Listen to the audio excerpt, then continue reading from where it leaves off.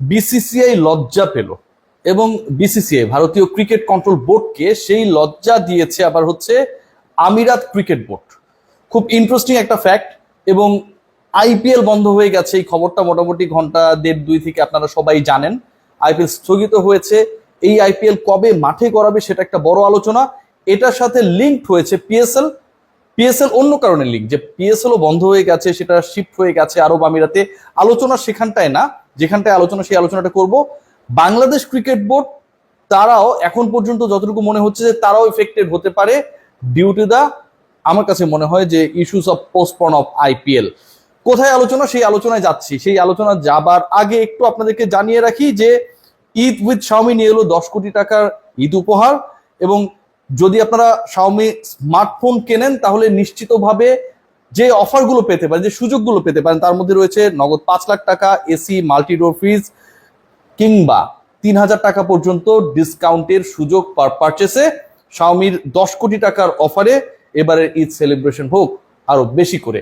যে আলোচনাটা করছি যে কোথায় বিসিসিআই লজ্জা পেল, লজ্জার জায়গাটা হচ্ছে খুব স্পষ্ট।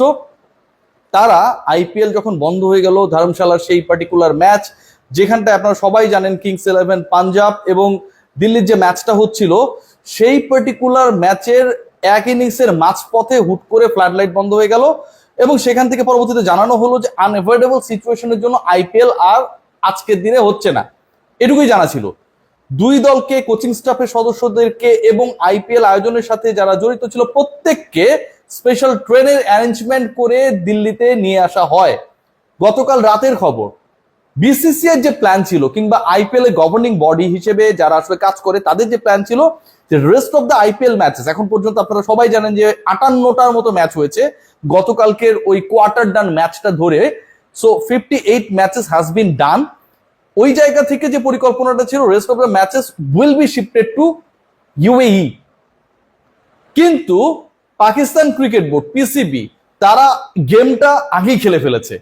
আইপিএল বন্ধ হবার আগে, গতকালকে ওই বন্ধ হবার যে ম্যাচটা, আইপিএল বন্ধ হবার আগে ভারত একটা ছোট্ট ভুল করেছে রাওয়ালপিন্ডিতে, যেখানটায় আসলে ঋষাদদের ম্যাচ ছিল আপনারা সবাই জানেন, সেই স্টেডিয়ামের পাশে হামলা হয়েছে, ড্রোন হামলা। সো পিসিবি তখনই ডিসাইড করেছে যে rest of the matches of PSL তারা দুবাইতে শিফট করবে। দেখুন, ডিসিশন কিন্তু পিসিবি আগে নিয়েছে যে তারা দুবাইতে শিফট করবে এবং তারা ইউএই ক্রিকেট বোর্ডের সাথে আলোচনাও চালিয়ে গেছে। আইপিএল এই সিদ্ধান্তটা বা আইপিএল গভর্নিং বডির সদস্যরা এই সিদ্ধান্তটা নিতে গেছে আজ সকালে, গতকাল রাতের ওই ইনসিডেন্টের পরে।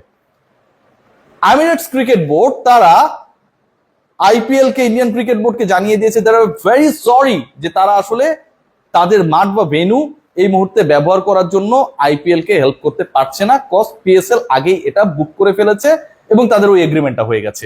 বিসিসিআই লজ্জায় পড়েছে। Now they are searching for August and সেপ্টেম্বরের উইন্ডো, কারণ রেস্ট অফ দ্য ম্যাচেস করতে হবে, আইপিএল করতে হবে, বিগ বাজেটের টুর্নামেন্ট, প্রচুর ইনভেস্টমেন্ট এখানটায় রয়েছে। So they have to make it possible, যেভাবেই হোক না কেন আইপিএল কে শেষ করতে হবে। ওই পার্টিকুলার জায়গায় বাংলাদেশ ক্রিকেট বোর্ড কোন জায়গায় চিপায় পড়েছে এই আলোচনাটা যদি আসি, দেখুন বাংলাদেশের সাথে আমরা সবাই জানি ভারত বাংলাদেশে আসবে। বাংলাদেশের হোম সিরিজ রয়েছে, সেখানটায় 3টা ওয়ানডে রয়েছে এবং 3টা টি20 রয়েছে, এটা জানা কথা।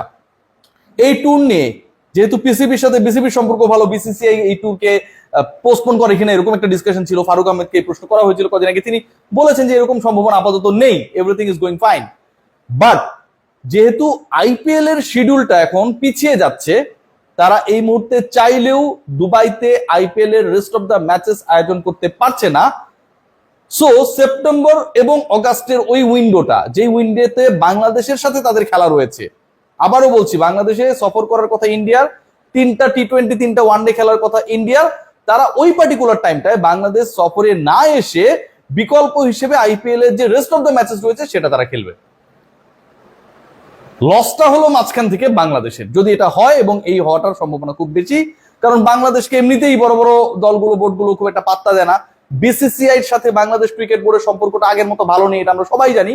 আইপিএল বন্ধ হয়ে গেছে এবং সেটার জন্য দায়ী পাকিস্তান। পাকিস্তানের সাথে বাংলাদেশের সম্পর্ক ভালো, পিসিবির সাথে বিসিবির সম্পর্ক ভালো। সো বাংলাদেশকে বলির পাঠা বানিয়ে এন্ড অফ দ্য ডে ওই উইন্ডোতে তারা rest of the IPL matches আয়োজন করতে চায়। এখন পর্যন্ত 58 ম্যাচে যেটা অফ হয়ে গেছে।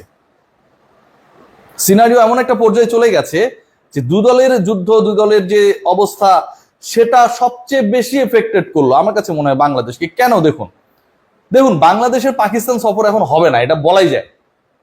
বাংলাদেশের পাকিস্তান সফর যদি না হয়, বাংলাদেশের ইউএইর সাথে আপনারা সবাই জানেন যে এই মাসের 17 এবং 19 তারিখে দুটো ম্যাচ রয়েছে, সেই ম্যাচেসগুলো হবে না, না হওয়ারই চান্স বেশি। কারণ যেহেতু অলরেডি শারজা, দুবাই এবং সেখানকার আবুধাবির মাঠগুলোতে পিএসএল এর ম্যাচ হবে। সো ইউএই ক্রিকেট বোর্ড তো আসলে ওটা ইউএই অ্যালিকেশন বাংলাদেশকে করতে পারবে না। তার মানে বাংলাদেশের দুটো টি-20 মার হয়ে গেল। বাংলাদেশের সাথে পাকিস্তানের টি-20 সিরিজ দুবাইতে এখনো হবে কিনা সেটা ডিসাইডেড না। এটাও যদি না হয়, এখানে 5টা টি-20 বাদ পড়লো, ইউএর সাথে 2টা, টোটাল হয়ে গেল 7টা। ইন্ডিয়ার সাথে রয়েছে 3টা টি-20, 11টা, 3টা ওয়ানডে, 14টা আন্তর্জাতিক ম্যাচ বাংলাদেশের ঢুকিতে। শেষ পর্যন্ত কি হয় দেখার অপেক্ষা। তবে বাংলাদেশে ভারতের আসার সম্ভাবনা নেই বললেই চলে। তারা যে বিকল্প উইন্ডো পরিকল্পনা করছে, সেই উইন্ডোতে যদি আইপিএলটা ট্রান্সফার করে। সবাই ভালো থাকবেন, টেক গ্রেট কেয়ার।